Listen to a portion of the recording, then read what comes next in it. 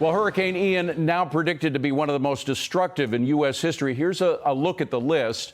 Analysts are expecting $70 billion worth of damage from this hurricane. That would put it in sixth place, just below Ida's near $79 billion in damage last year. Millions of homes and businesses are at risk, not to mention cars, boats, crops, infrastructure, so much more. Huge economic losses like these take years to recover from.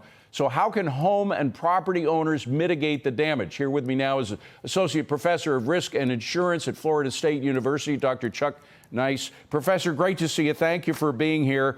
Let me first talk, if I can, about the insurance business itself in Florida, because there have been several businesses that have gone out of business because of problems they've had. Are people who have insurance going to be able to be covered with some of their companies going out of business? So the short answer is yes. We've had 6 companies so far this year in the state of Florida go insolvent. Florida has a protection system in place, is referred to as FIGA, the Florida Insurance Guarantee Association. And if you're an insolvent company, you have a claim with that company, FIGA guarantees that they will pay that, but there are limits. It's up to $500,000 for a home. So there are some coverages available. I think the bigger concern is, as we see more insolvencies, is where future customers are going to be able to get their coverage. What about businesses, specifically businesses? We know homeowners have that cap. Do businesses have caps as well? No, actually, the businesses do not have the same kind of protections that homeowners do. So they will be, if their insurance companies were to go bankrupt, they would have a bigger issue. But I will say businesses tend to buy from better rated companies than some of the homeowners insurance companies in the state of Florida. So we haven't seen very many of the business insurance companies going bankrupt like we have seen with the Florida homeowners insurance companies. Now, we still don't know the degree to which the federal government will come in.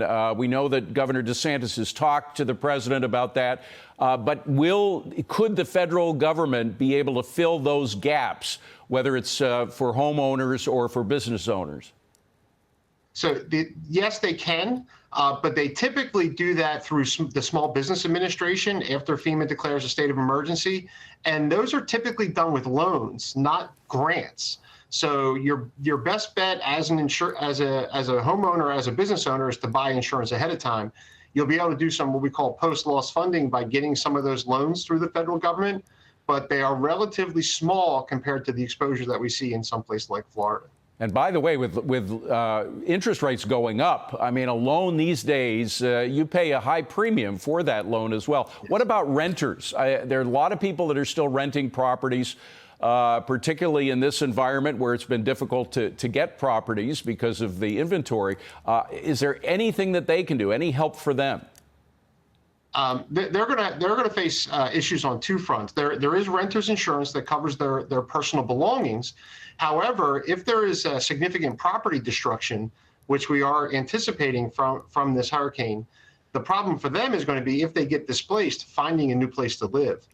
We have seen that rentals are hard to come by in certain areas, and with property destruction and rising costs to rebuild, we could see rents going higher. We could see placements being even more difficult for renters in the market. Now, it is early days. It's early hours, actually. The storm is still right over Florida, right over central Florida right now. But it looks as though the state was pretty well prepared. I mean, compared to other states that faced an emergency like this. Is that true, or is that just political rhetoric? No, actually, I would argue that Florida is probably one of the best prepared states when it comes to the emergency management. And it comes from having a long history of experience in this area, unfortunately. If you look back historically, we've had a lot of hurricanes make landfall, far more than any state in the United States. It's not even close with how exposed Florida has been. We've gotten very good at the emergency management side. The struggles we've seen over the last couple of years have been on the insurance side, with companies going bankrupt and the state of Florida, through Citizens, taking a larger and larger share of the risk. Yeah. Professor Chuck Nyce, great to see you, Professor. Thank you very much. Best of luck to you and your state. We really appreciate you being here. Thank you.